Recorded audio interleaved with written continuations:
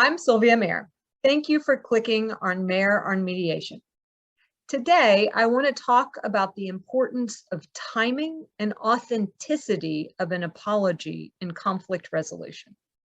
To begin with, I want to share with you two stories. First involves a mediation that I handled recently. The case involved a really significant injury to a child. One that required the child to have several surgeries, and at least at the time of the mediation, it was unclear if the child was going to fully recover from the injury. In this particular case, the parent really needed a lot of time to process her emotions, her grief, her anger, her pain, her frustration over the fact that the injury had occurred and all that her child had had to endure and the hardship that it imposed on her family, as well as the child's future. In this particular instance, the defendant had said to me at the beginning, we are willing to give an apology. We understand that this is a difficult situation, but we don't know when the right time is to give that apology. And I thought that was really very, very insightful on their part, because I would have given them that input as well, that you need to think about the right timing. It is important to recognize that as humans, when we are in an emotionally charged state, we may not be able to hear, to receive an apology that someone gives. We may first need to process through our pain, our anguish, our anger, our grief, before we are receptive to hearing an apology. In this particular mediation, we were able to give the parent the opportunity to work through all of those emotions. And during that time, we negotiated, we shared information, offers went back and forth. And then when it seemed like she was ready, that she was receptive to an apology, I brought the parties together, and the defendant made a very heartfelt and authentic apology.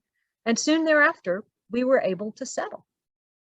Now, my second example that I want to share with you is an example that has nothing to do with mediation. It has to do with a conversation I overheard on the playground. It was two kids who were elementary school age. Kid one says, "Dude, he really owes you an apology. That was bad."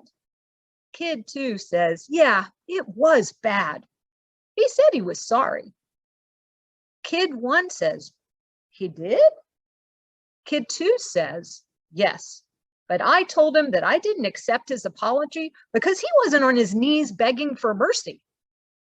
Now, while begging for mercy seems a little bit dramatic, what was clear from the comments from Kid two was that he wasn't ready for an apology, and that when he was ready for the apology, it needed to be authentic.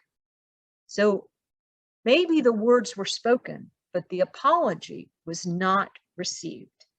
So it's important to always remember in those situations where an apology may be critical in order to achieve conflict resolution, that you need to allow the injured party, the grieved party, time and space to process their emotions so that they're ready and receptive to hearing the apology. If you apologize too soon, it may not be heard. If you apologize too late, it sounds like empty words.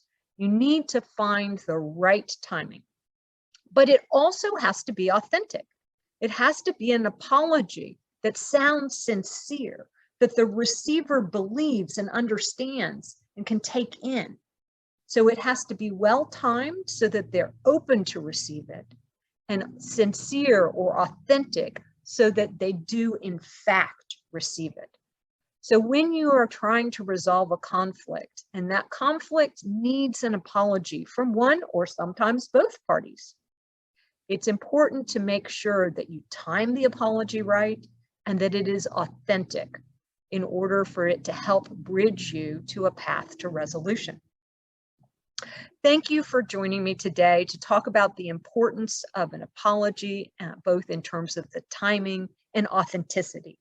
If you have any questions or comments, please comment below.